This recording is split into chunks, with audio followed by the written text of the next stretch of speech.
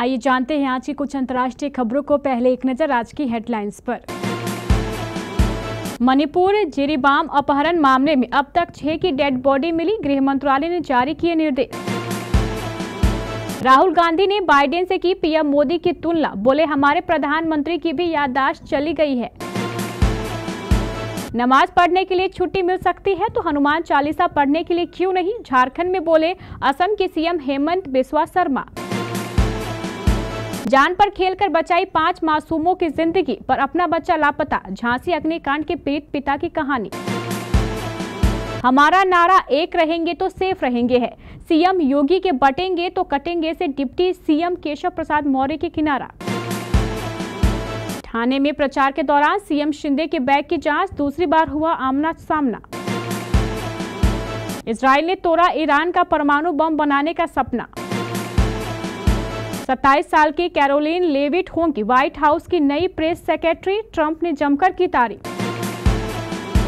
रजनीकांत थलपति नहीं, ये एक्टर बना भारत में सबसे ज्यादा फीस लेने वाला एक्टर। और पाकिस्तान के बाद भारत भी आएगी champions trophy.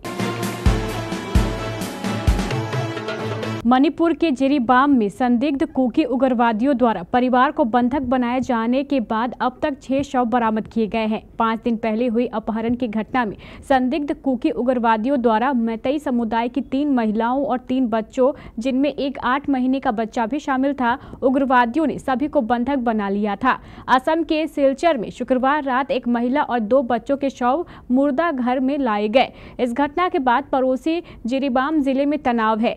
Silchar medical college एवं अस्पताल के मुर्दा घर में पहुंचे 2 महिलाओं एवं एक बच्चे का शव है। राज्य में यह घटना सुरक्षा बलों की उस कार्रवाई के बाद सामने आई है जिसमें उन्होंने 11 हथियारबंद कुकी उग्रवादियों को मार दिया था।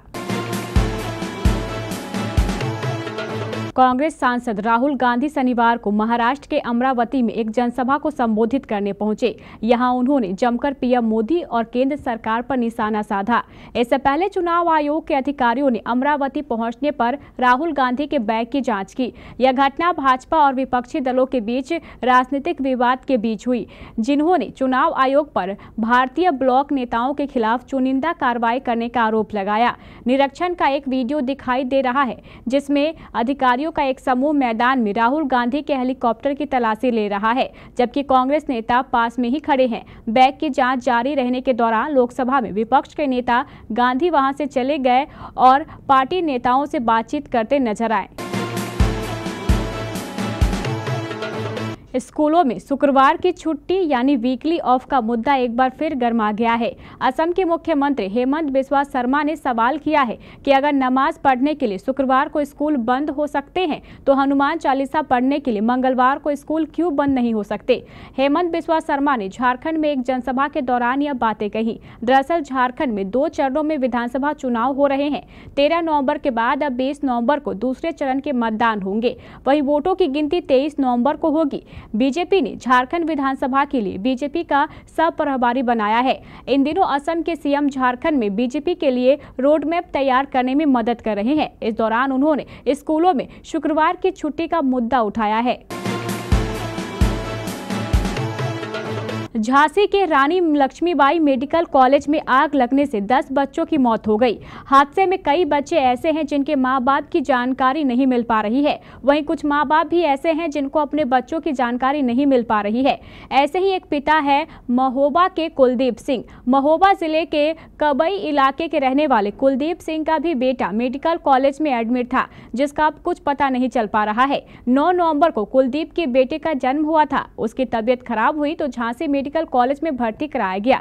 बीती रात जब यह हादसा हुआ तो कुलदीप बच्चों की दवा लेने के लिए बाहर गए थे। पत्नी ने उन्हें वार्ड में आग लगने की सूचना दी। कुलदीप दौड़कर जब वार्ड में पहुंचे तो आग हर तरफ फैल चुकी थी। बच्चे अंदर बिलख रहे थे और हर तरफ चीख पुकार मची हुई थी। कुलदीप उन लोगों में शामिल है जिन्होंने अपनी जान पर खेलकर बच्चों को बचाया। वार्ड में भर्ती 54 बच्चों में से 5 बच्चों को कुलदीप ने खुद बचाया, लेकिन अब उनके ही बेटे का पता नहीं चल पा रहा है। पीड़ित परिवार का कहना है कि हादसे के वक्त जिनके बच्चे थे उन्होंने ही भीतर घुसकर बच्चों को बचाया। मुख्यमंत्री योगी आदित्यनाथ ने आज कानपुर की सभा में एक बार फिर बटोगे तो कटोगे का नारा दोहराया। वहीं मंझवा उपचुनाव के प्रचार के बाद बात करते हुए केशव मौर्य ने कहा है कि वह मुख्यमंत्री के बटोगे तो कटोगे बयान पर अपनी कोई टिप्पणी नहीं करना चाहते।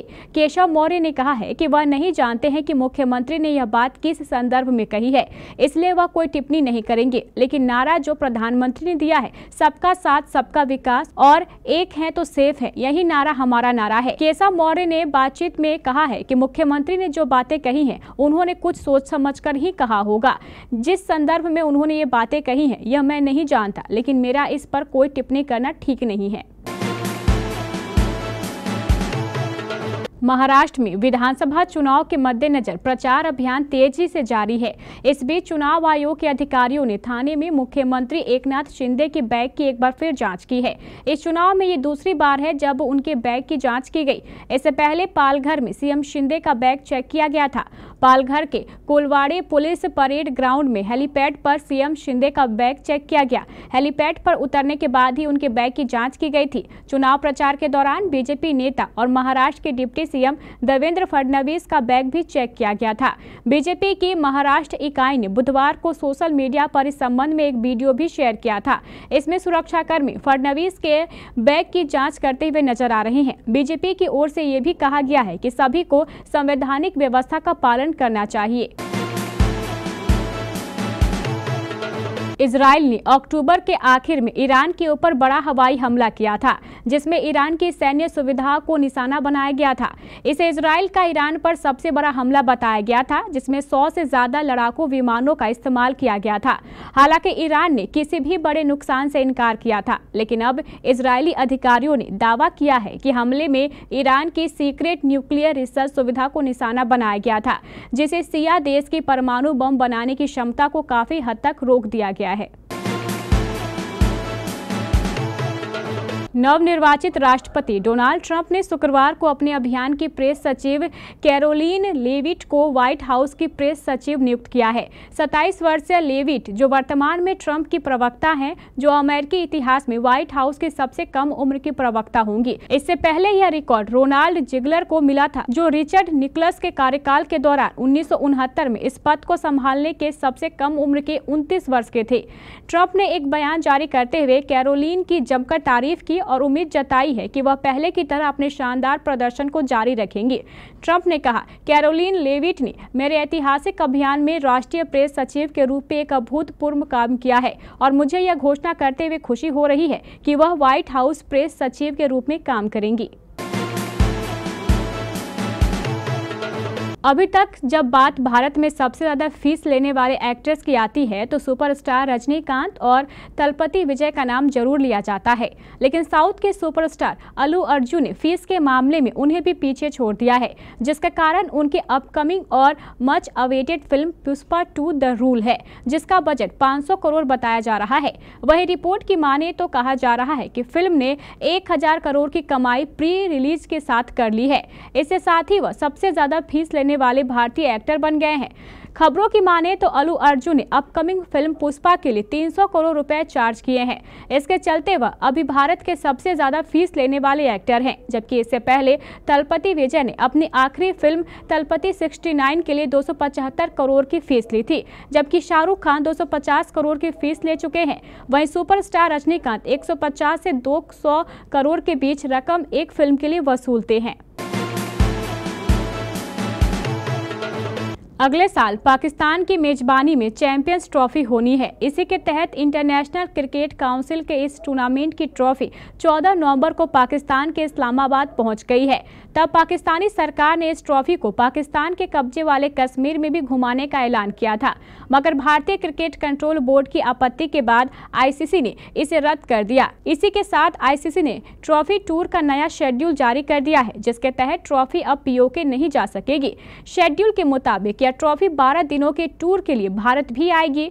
इसके अलावा बाकी देशों में भी यह ट्रॉफी घुमाई जाएगी। दरअसल पाकिस्तान सरकार ने प्लान तैयार किया था कि इस ट्रॉफी को 16 से 24 नवंबर के बीच पूरे पाकिस्तान में घुमाया जाएगा। इसे दुनिया की दूसरी सबसे ऊंची पर्वत चोटी K2 पर भी ले जाया जाएगा। साथ ही मुजफ्फराबाद समेत POK के 3 शहरों में भी ट्रॉफी को ले जाने का फैसला किया गया था, मगर BCCI की आपत्ति के बाद ICC ने इस पर संज्ञान लिया। साथ ही पाकिस्तान को यह आदेश दिया कि यह ट्रॉफी अब POK नहीं जाएगी।